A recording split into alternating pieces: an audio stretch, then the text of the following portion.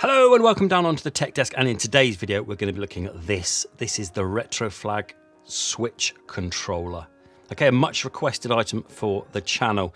And what I'm going to do in today's video is I'm just going to be going over it. I'm going to be talking about it, having a look at some good points, some bad points about it. And then what we're going to do is also going to be comparing it to my standard Joycon, which is the Nyxi Joycon, and see whether it can stack up against these and take the crown of being the best Joycon.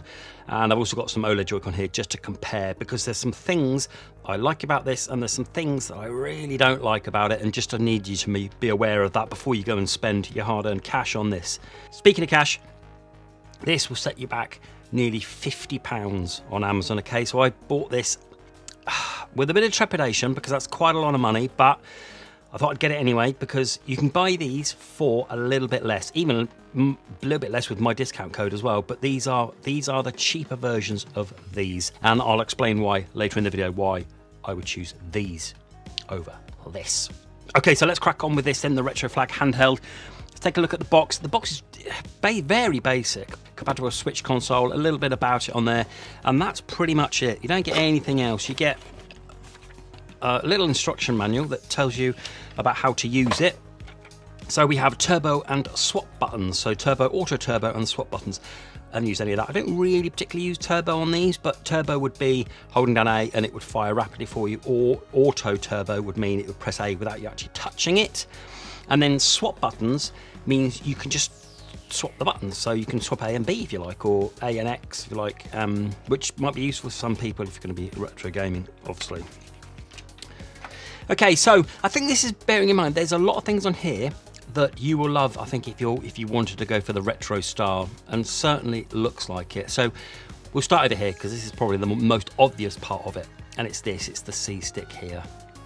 A little C stick here, very reminiscent of the retro controllers and the GameCube controllers. Okay, A and B in red, and then X and Y in grey, and then over the side we have like what you'd class as a regular thumbstick, and then the D-pad here, minus and plus, and then we have screenshot, home, and then we have the turbo and the function button. On the top, LR, ZL, ZR, they're digital, which will go on in a minute, and then that's it. It's just all kind of like two pieces, one front, one back, all nicely molded in there, and you'll see there's like a nice big grip piece at the back.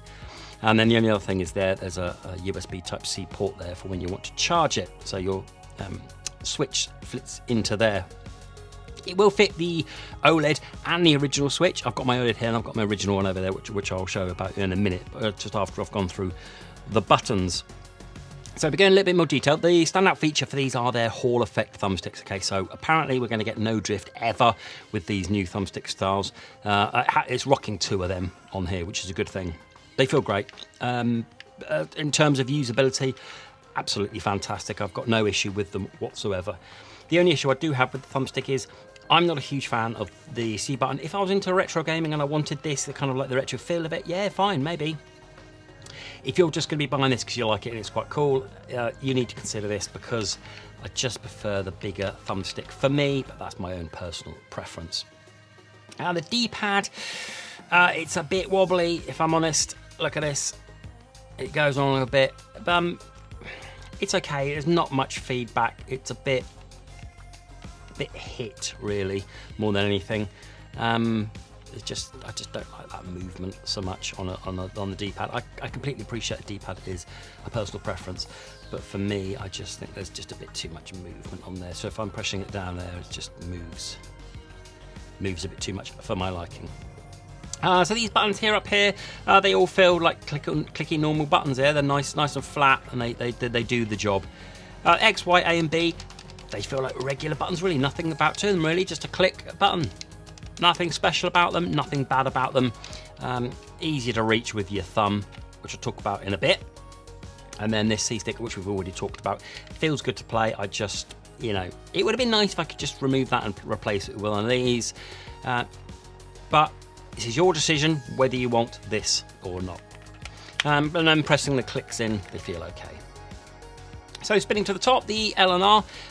Again, these are quite wobbly. See that? I'm not pressing it, I'm just literally wobbling them about.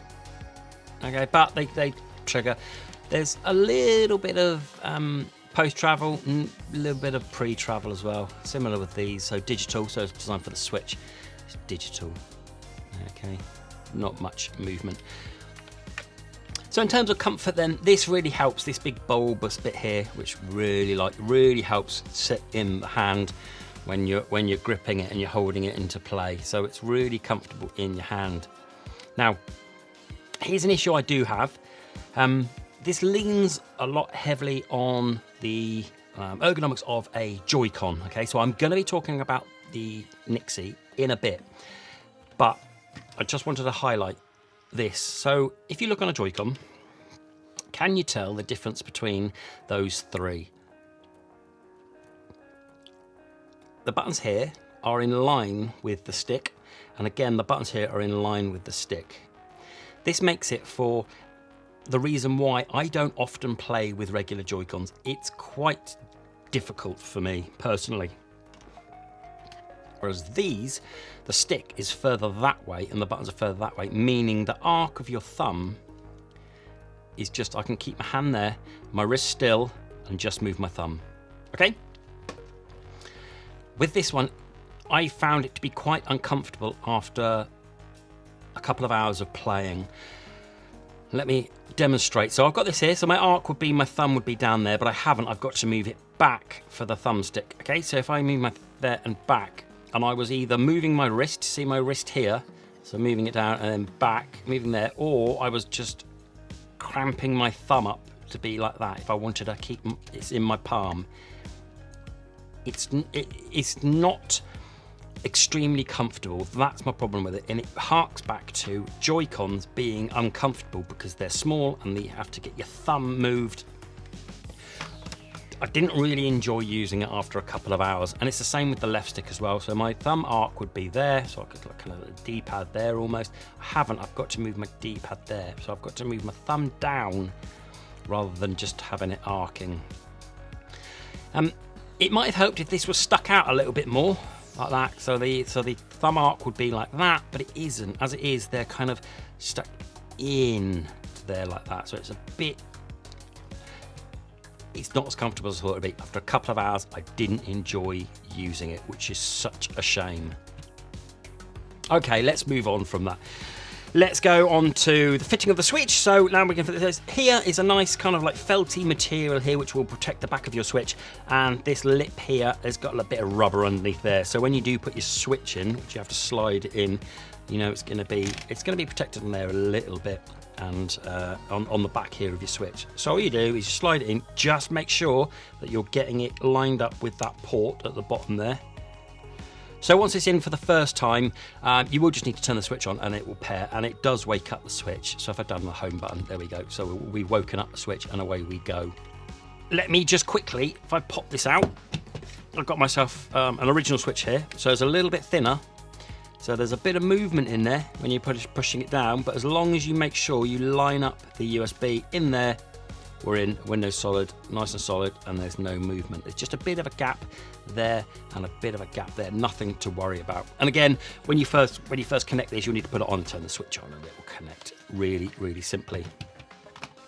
It won't work with it being off the Switch, okay?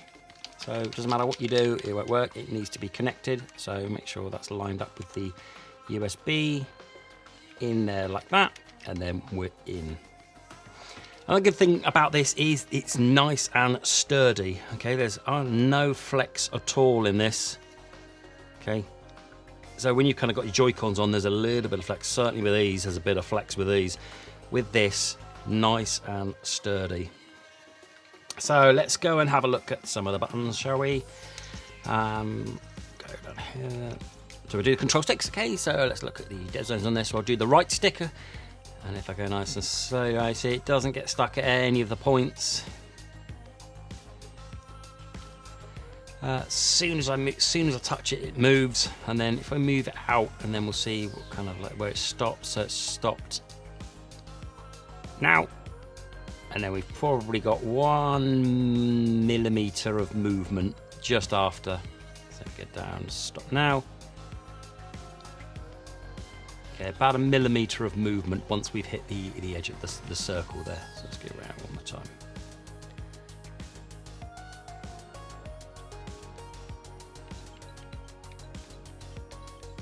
Okay, and let's do the left stick.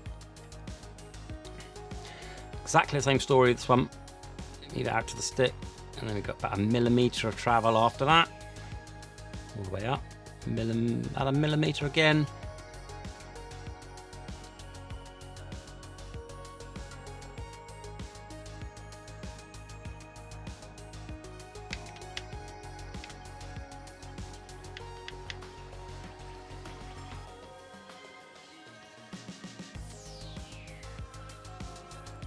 Feels to be a little bit more of an initial dead zone on this one than this one, but nothing that you won't be able to, I don't think you'd notice.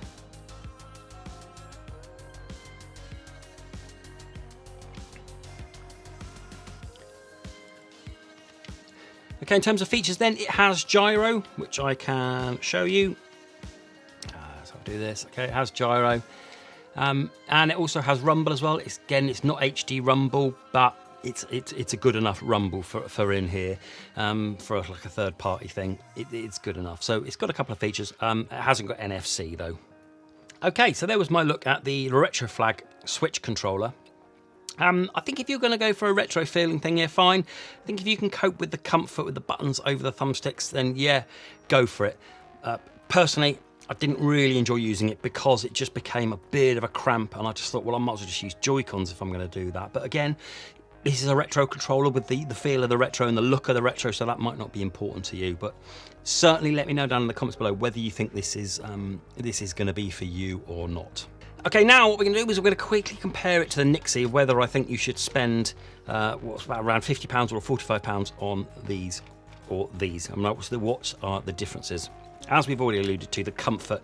These are far, far more comfier for me with my thumb up for these. I could play with these for hours and I wouldn't have a problem. Another thing about these is they have paddles. Okay, so on the back there we have the beautifully placed paddle that you can play and use that. With this, there are no paddles. Okay, so you can't use paddles on this one, which is a bit of a pain. Certainly in Zelda. So if you're running and you want to turn, you have to do B, turn, B, turn, B, turn. If I pop these on, and I've paired them. Okay, I can now put run to be on this one. Okay, so now this is my run. So I can do now, and I can run and I can steer at the same, I can kind of like control it at the same time. This may be a bit of a niche example for it, but it highlights a point, the fact that it has paddles and it has assignable paddles, so you have kind of extra buttons, something that this doesn't have. Another thing is dockability as well. You can't dock this, okay? No matter what you do, you're not going to be able to stick in the dock, whereas you can with this one, with the thing. So easy, loads of room, so you can dock it. If you have this one and you want to dock it, you've got to take it off, stick it in here. We've touched upon the D-pad on here, bit wobbly, bit rubbish. This one is far better, far more feedback on there, better clicking, doesn't move, hardly any travel. Much prefer the D-pad on this one. And a very brief one, a very quick one that I've used quite a lot actually, is if you look on the bottom here, it has flat bits there. So when it stands up there, you can stand up on your desk and you can play like this.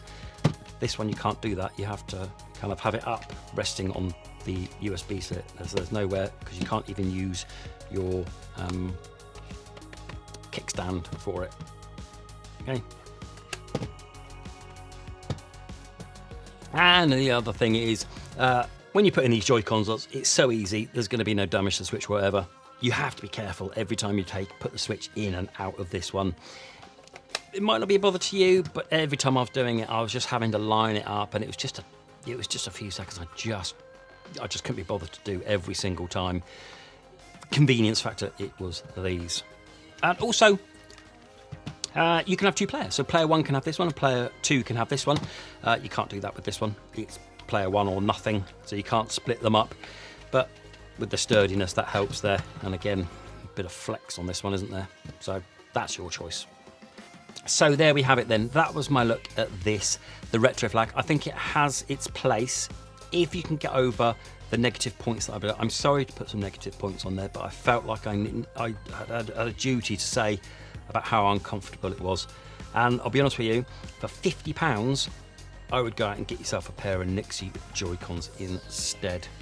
Okay, as I said, then let me know down in the comments below which one's for you. Are you going to go for third-party Joycons? Are you going to go for your regular Joycons it comes with? Or are you going to go and get the Retroflag? Let me know down in the comments below. I hope this has been of use to you. Please do like, please do subscribe. And until the next video, bye-bye.